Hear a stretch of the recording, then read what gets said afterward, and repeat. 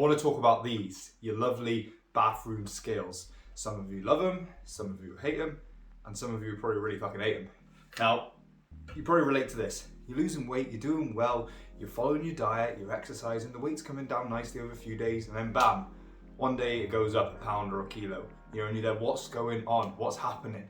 And I'm here to tell you, your weight is always going to fluctuate. It's never going to go down, down, down, down, down, and keep going down. That's just not sustainable for the body. And there's so many other things that are all going on in your body.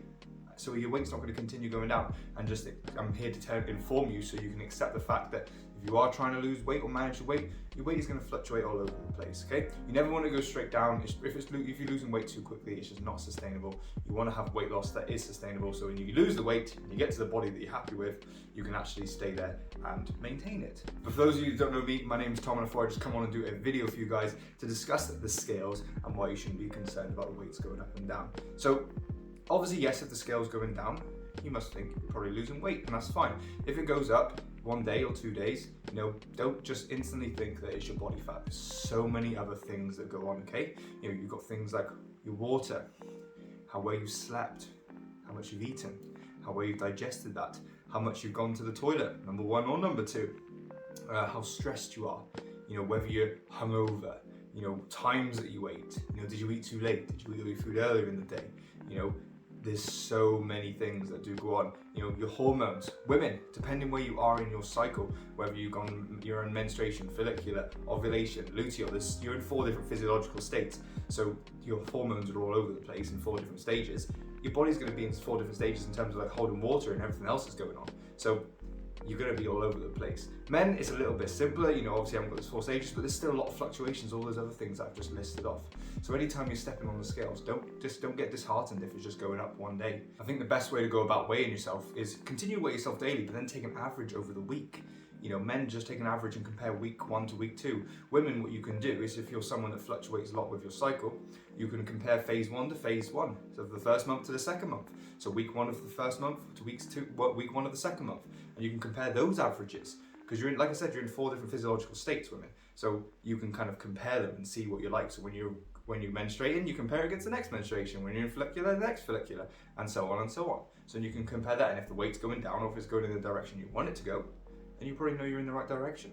The only reason I thought I'd make this video because a lot of people will just get disheartened that all their effort that they're putting in is just not having an effect, it's not doing the right things. You know, like I said, people could be dieting as much as they want to diet, you know, training their ass off, you know, sleeping well, you know, hitting all their calories and macros, blah, blah, blah.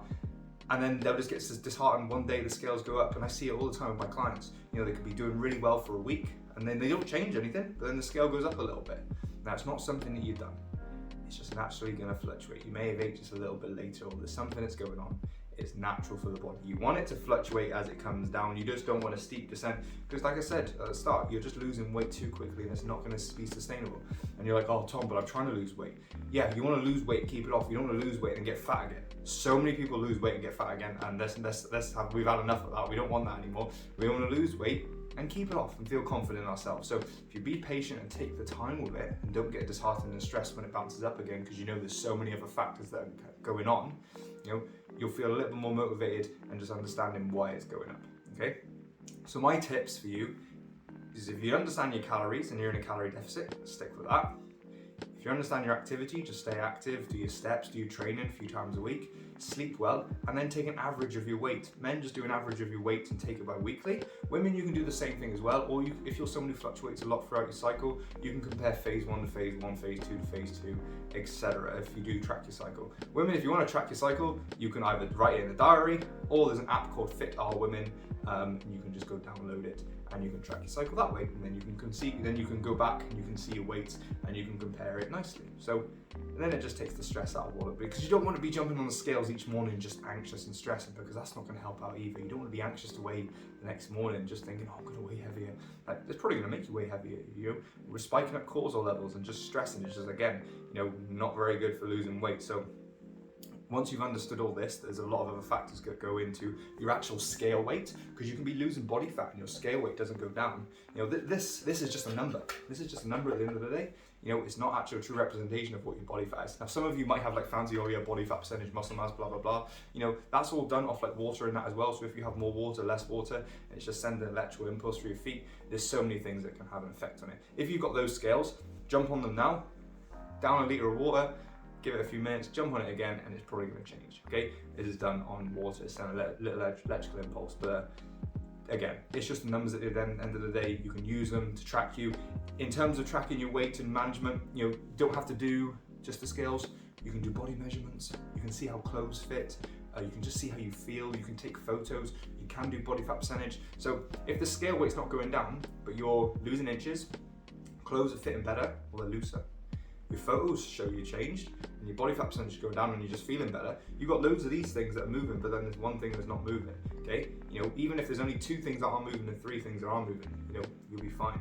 Start getting concerned when more things aren't moving than they are. So my other bit of advice is, don't just weigh yourself, do your measurements, see how your clothes fit, take some photos, and just see how you feel. And if you do have the added thing of doing a body fat percentage thing, go for it. But I think those 5 are the main ones that you should be doing, okay? So I hope this clears up some concerns with the whole kind of scale fluctuations. Thought I'd kind of keep it brief and simple for you guys. If there's anything else you want me to address in terms of myths, nutrition, training, mindset, business, whatever, feel free to drop it in the comments down below. I hope you're all having an amazing day, and I'll see you in the next video.